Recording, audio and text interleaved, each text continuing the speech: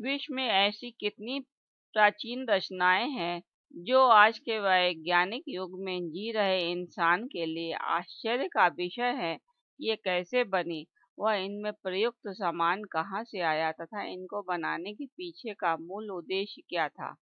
मिस्र में निर्मित गीजा के पिरामिड इन्हीं में से एक हैं।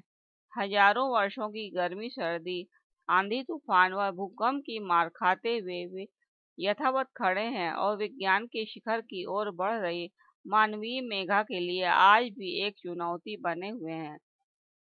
कई मानों में इनका अद्भुत संसार मनुष्य को विस्मित एवं रोमांचित करता है।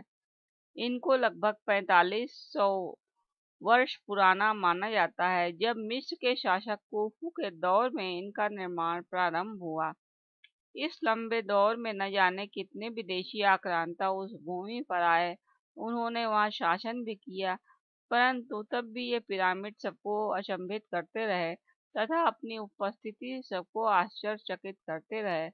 वैसे विश्व में अब तक कई स्थानों पर छोटे बड़े पिरामिड मिल चुके हैं। आज से लगभग 4000 से 5000 वर्ष पूर्व विश्व के हर कोने में लगभग एक ही काल में पिरामिड बनाए गए। यह वह काल था जब मिस्र, सुमेरिया, बेबीलोनिया, मेसोपोटामिया, असीरिया आदि प्राचीन सभ्यताएं अपने चरम के पर थीं। लेकिन मिस्र के पिरामिड विश्व में अधिक प्रख्यात हुए। आज तक मिस्र में 138 पिरामिड मिल चुके हैं। इतनी ही संख्या के विषय में अनुमान है कि वे रेत के नीचे दबे हुए हैं, लेकिन गीजा का महान पिरामिड इन सब में सबसे विलक्षण है। बाकी 6 प्राचीन आश्चर्य काल के थपेड़े खाकर लुप्त प्राय अवस्था में है, जबकि गीजा का पिरामिड अपनी भव्यता के साथ कुछ खरोंचे खाने के बाद भी जैसे सीना ताने खड़ा है। ईसा पूर्व 2560 में बनाया गया यह पिरामिड 3800 वर्षों तक विश्व की सबसे ऊंची संरचना रही। इसे मिस्र के सम्राट या फेरो कुफू के काल में बनाया गया था, अतः इसे कुफू पिरामिड के नाम से भी जाना जाता है।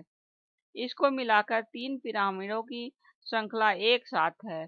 मिस्र में कायरो शहर के समीप रेगिस्तान में बने इन पिरामिडों को इजराइल के पहाड़ों से देखा जा सकता है और माना जाता है कि ये चांद से भी दिखाई देते हैं। प्राचीन यूनानी इतिहासविद हेरोडोटस का मानना था कि लगभग 1 लाख श्रमिकों ने 20 वर्ष के काल में इन्हें बनाकर खड़ा किया। कालक्रम में लुटेरों ने इनमें रखे गए अधिकांश खजानों पर हाथ साफ कर लिया। सन 1880 में पहली खुदाई में पुरातत्वविद इनका मात्र अनुमान ही लगा पाए। इसमें राजा रानी के लिए बनाए गए तहखानों में रखी गई ममियां भी न मिल सकी। मालूम हो कि खोज के आधार पर पिरामिड में 3 तहखाने मिले हैं।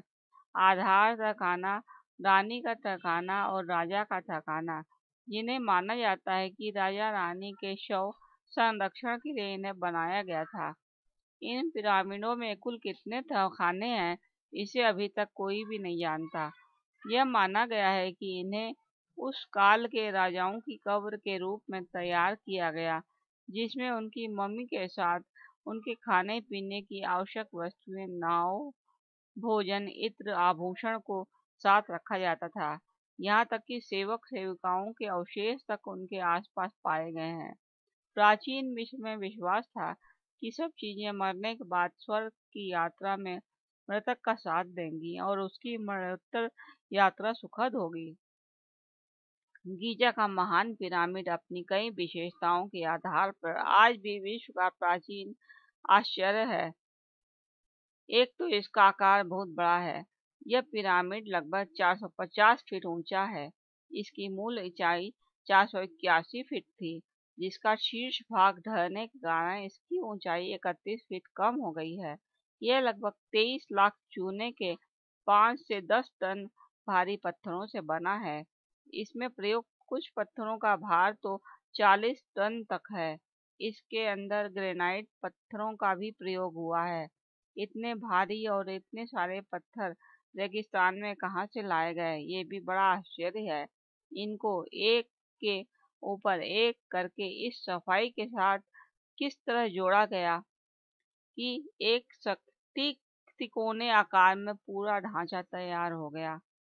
यह भी एक बहुत बड़ा आश्चर्य है। इतने भारी पत्थरों को ऊंचाई तक किस मशीन से ले जाया गया होगा, यह भी चकित करने वाला है, क्योंकि उस समय तक पहियों एवं आज की तरह की भारी क्रेनों का आविष्कार नहीं किया गया था। हालांकि इन पिरामिडों तक पूरी पहुंच बाहरी दुनिया की कभी भी नहीं रही। सीमित काल तक ही कुछ पुरातत्वविद एवं वैज्ञानिक प्रयोग यहाँ हुए हैं। इतने भर से इन पर शोध कर रहे विशेषज्ञ एवं वैज्ञानिक पिरामिड से जुड़े रहस्यों को लेकर रोमांचित हैं और अभी तक इन पिरामिडों से जुड़े कई रोचक तथ्य सामने आ चुके हैं। पिरामिड के अंदर कक्षों में तापमान 20 डिग्री के आसपास बना रहता है, जबकि बाहर गर्मी में रेगिस्तान 50 डिग्री के तापमान तक रहा होता है। एक तरह का वातानुकूलित वातावरण पिरामिड के अंदर तैयार किया गया है। साथ ही अंदर प्रवेश की सुरंगों में कोई प्रकाश की व्यवस्था नहीं है। यह एक स्वाभाविक प्रश्न है कि प्राचीन काल में मिस्रवासी अंदर प्रवेश कैसे करते रहे होंगे।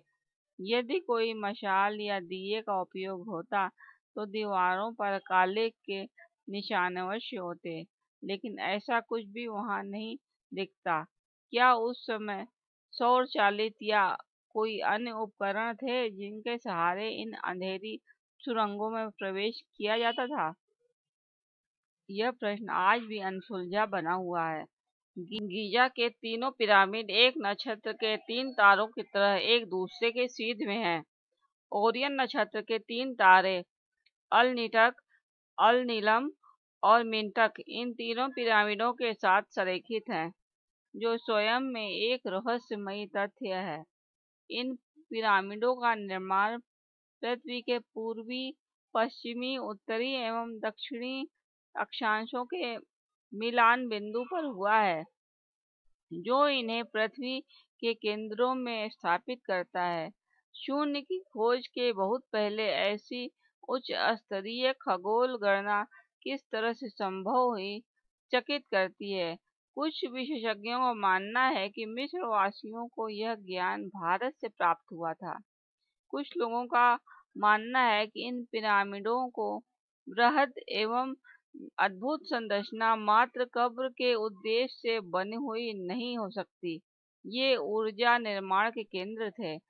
इसके संकेत भी किन्हीं पिरामिडों के भित्ति चित्रों से मिलते हैं।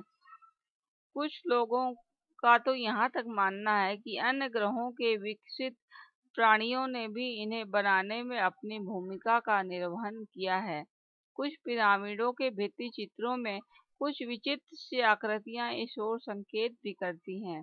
कुछ आकृतियां तो उड़न तस्तरियों जैसी दिखती हैं। जो भी हो, विश्व का यह प्राचीन आश्चर्य आज भी अपनी भव्य उपस्थिति के साथ पर्यटकों एवं दर्शकों को विस्मित करता है, जिसके कुछ रहस्य प्रकाशित हो चुके हैं तथा बहुत कुछ का सुलझना अभी शेष है।